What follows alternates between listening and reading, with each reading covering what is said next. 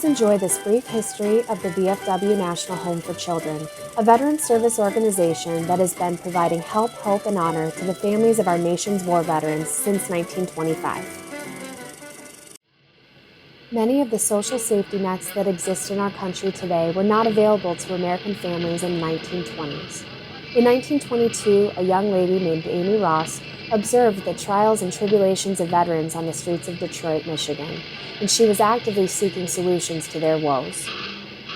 She brought her concerns to the VFW Department of Michigan Commander Clarence Candler, and together with her passion for helping veterans and the resources of the VFW, an idea was born: a safe community where the widows of World War I veterans could safely raise their children, and orphans of veterans could have a happy childhood. An editor of Michigan's VFW newspaper, The Gold Stripe, wrote, "The VFW National Home for Children is the greatest objective ever placed before any veterans organization. It will give each and every post something tangible to work for." In 1923, the idea was brought to the table officially by the Military Order of the Cootie at the VFW's National Convention. The VFW wholeheartedly embraced the concept, and through Amy's efforts, millionaire cattleman Corey Spencer donated the original 472 acres of land in Eaton Rapids, Michigan.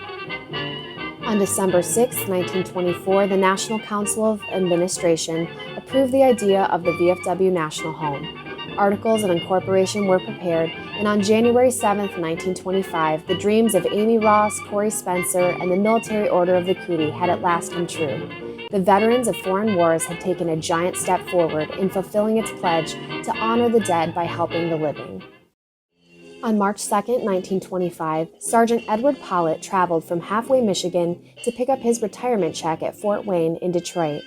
Tragically, while crossing the street in Detroit, he was hit by a streetcar and later died at a nearby hospital. Within 24 hours of his death, Mrs. Pollett had identified her husband and learned that she and her 6 children, ages 2 to 15, were left destitute as Sergeant Pollett's retirement pay stopped upon his death. The Halfway Michigan VFW Post 1146 appealed to Commander Candler on behalf of the family, and arrangements were made immediately to send the family to the VFW National Home.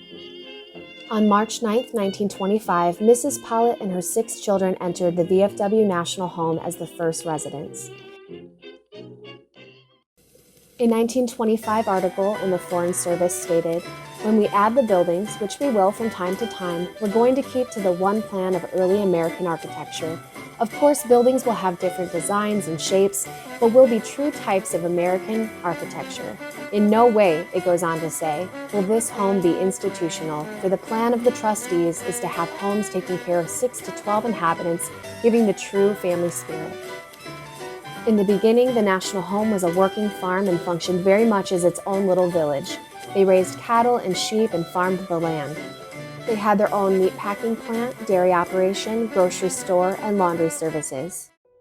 With the love and care of the VFW and its auxiliary, the National Home grew, evolving to meet the ever-changing needs of the modern veteran family. Today, the National Home has 42 beautiful homes, each reflecting the era in which they were built, from the 2-story brick homes of the 20s, 30s, and 40s, the ranch homes of the 50s and 60s, to the handicap-accessible duplexes of the 2000s. The land now consists of 629 acres, 80 of which the community rests on, with a fishing pond, a mile of riverfront on the Grand River, and 4 miles of hiking trails snaking through a wooded section of the property. Much of the land is rented out to a local farmer. The barns have been replaced over the years with more housing for families, and the laundry facility is now home to a museum. Where the homes once held a house mother and her children and the orphans of veterans, today each home houses a single military or veteran family. These families participate in our program for up to 4 years, working on family goals with a personal case manager to help ensure they leave the home self-sufficient and emotionally and financially sound. We hope you enjoyed our video on the history of the VFW National Home for Children, a truly unique organization that shines like a beacon of hope for all of our nation's military and veteran families.